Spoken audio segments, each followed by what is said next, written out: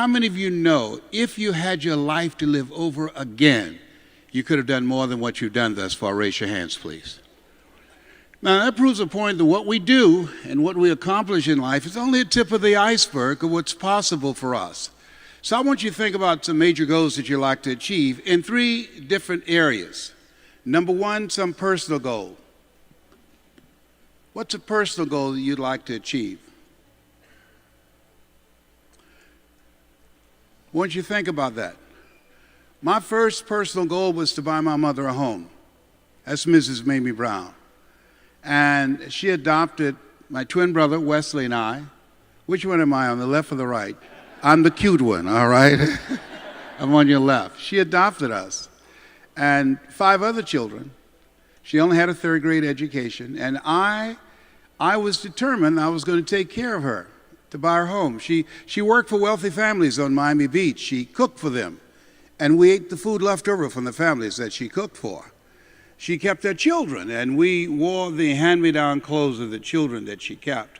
And I remember walking around these big, beautiful mansions on Miami Beach saying, "Mama," and she said, "What is it, Leslie?" I said, "When I become a man, I'm going to buy you a big, beautiful home just like this." And she said, "Oh, you don't have to do that." I said, "I know, but I want to."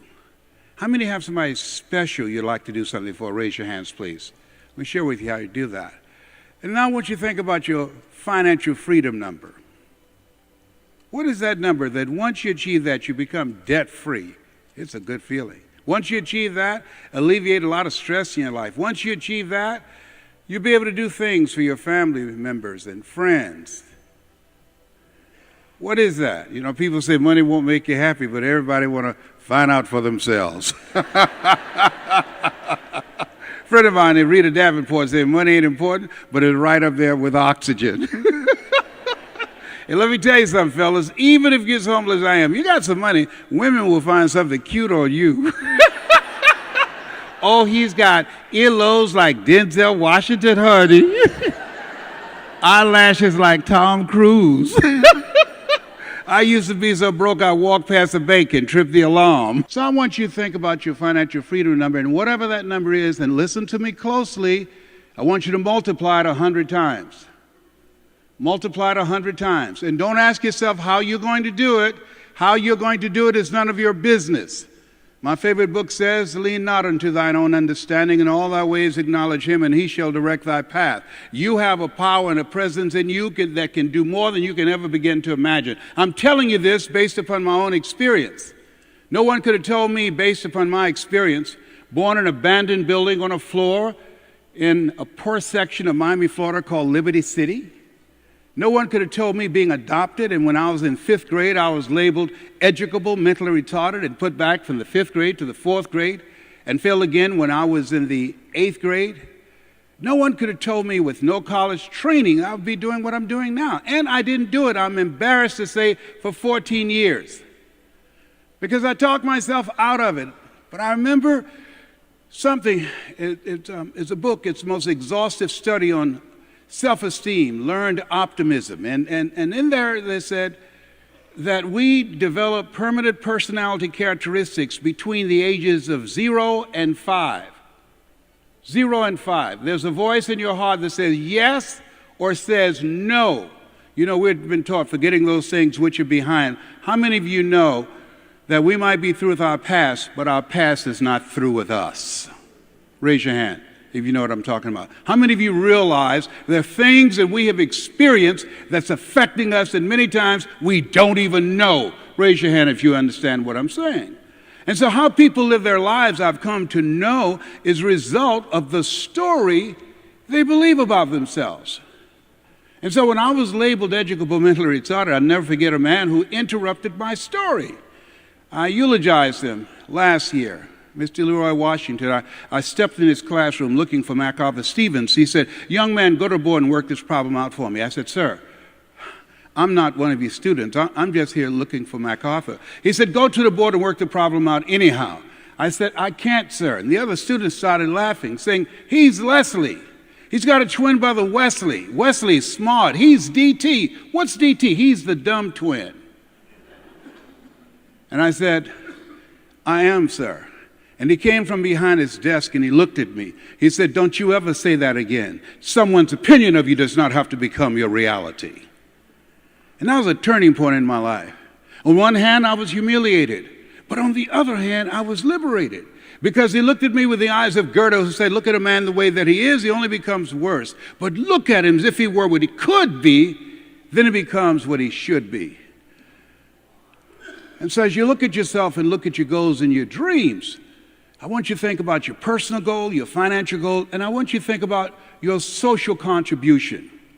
What will be different because you showed up? How many of you want to build a legacy? Raise your hands, please. I was watching an interview on the OWN channel, and Steve Harvey was being interviewed. He said something that really impacted me. He said a friend of his invited him to go to the hospital with him to visit his grandmother in the hospital. And he overheard her ask him, she said, "Do you know what your great-grandfather's name is?" Now, the reason that has value for me, I'm a father, I'm a grandfather, and I'm a great-grandfather, 3 sons.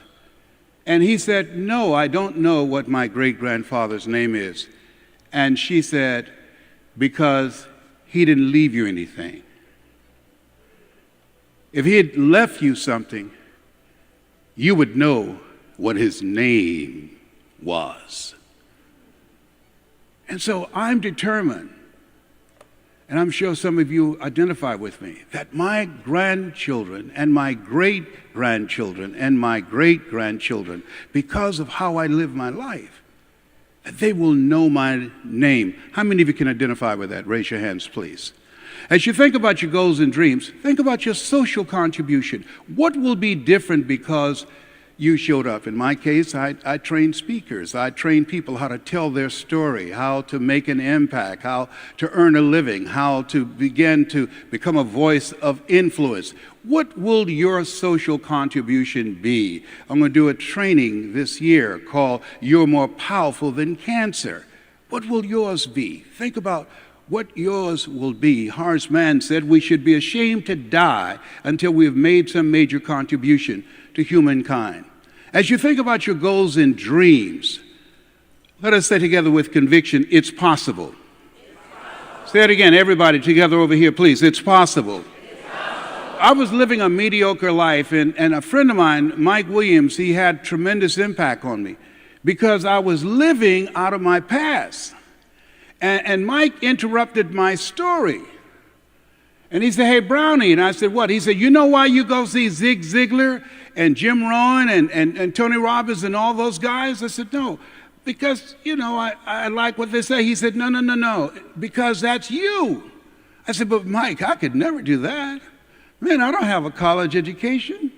I never worked for a major corporation. How can I compete with people with MBAs and PhDs and college credentials I don't have?" How many of you ever had someone see something in you that you didn't see in yourself? Raise your hand if you know what I'm talking about. Yeah, and so I didn't see that because based upon my past, I was living out of my history as opposed to my imagination. I want you to think about yourself where you are right now, and let us say together, it's possible.